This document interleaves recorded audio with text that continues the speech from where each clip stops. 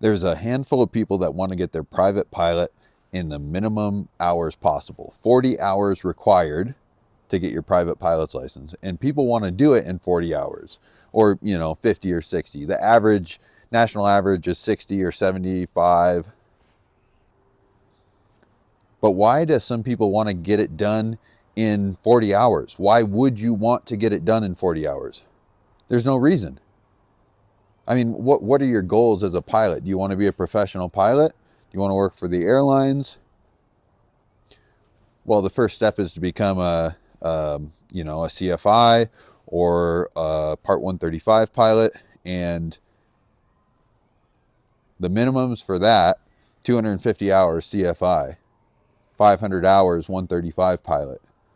So why are you worried about if it takes you 40 hours or 60 hours to get your private?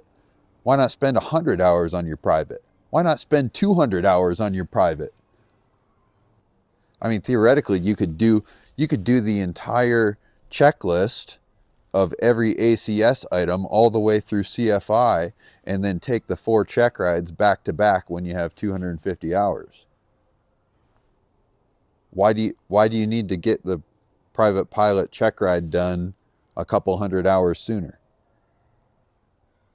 Now that's not a practical way to do it. That wouldn't really make sense, but I'm just asking why not? The private pilot license, it does unlock a couple things. For one, as a student pilot, you need endorsements for the flights that you're doing, so you don't have freedom to just fly wherever you want. But I mean, honestly, during your training for instrument and commercial, you're pretty much going to be flying the same places you were as a student, so it's not going to make a big difference. The other thing your private pilot's license unlocks is the ability to act as a safety pilot. That allows you to split time. That allows you to fly for half the price. If you and another pilot were in a plane, you're splitting the cost of the plane, your cost would be divided by 2. So that is a huge benefit as far as cost goes, and you do want to start splitting time as quick as possible. But for people going a Part 61 route in flight training, honestly, it's not like from hour 40 to hour 250, you're going to be splitting all of that time. You want to split a good chunk of that time to save costs, sure. But inevitably, you're going to be doing a ton of solo flights still, through all the different training processes and stuff. So I don't think there's any reason to get hung up on 40 hours for your private pilot. It does not matter. Tell me how it matters. Tell me, other than the ability to split time as a safety pilot. That's it. And so don't worry if it takes you 40 hours, 60 hours.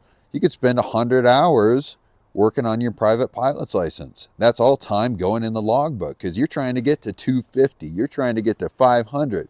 You're trying to get to 1,500. And obviously, the sooner you can earn income while flying a plane, the better. It's a lot easier to put hours in the logbook when you're a CFI and somebody's paying you to be in the plane with them. Yeah, so that's awesome. You do want to get that stuff done, but don't get hung up on the 40-hour thing for your private. You really don't want to put very much cognitive energy into that 40 hours or even 60 hours or 80 hours. I know it gets more expensive the further you go there, but realistically, you're going to need all the money for all the training at some point in time. I know people like to break it up and say like, oh, I'm going to get my private first and then I'll come back and I'll do my instrument. And that makes sense. I mean, I get it. You do want to batch the training, nail your check ride with a condensed training regiment, and then maybe take a little break before the next training regiment. But if you can manage to budget for 100 hours for your private pilot, and then you just train as long as you can until your check ride ready, and then you hit it.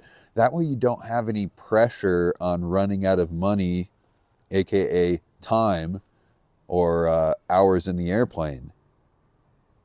And so that's one thing that I didn't realize during the training process. I was like, I need to get this done as quick as possible, minimum hours. But it's really like, it's great to unlock that potential to split time with another pilot. It is really cool, but is it worth the added stress? I think for a lot of people, like, if we're being honest, it's an ego thing.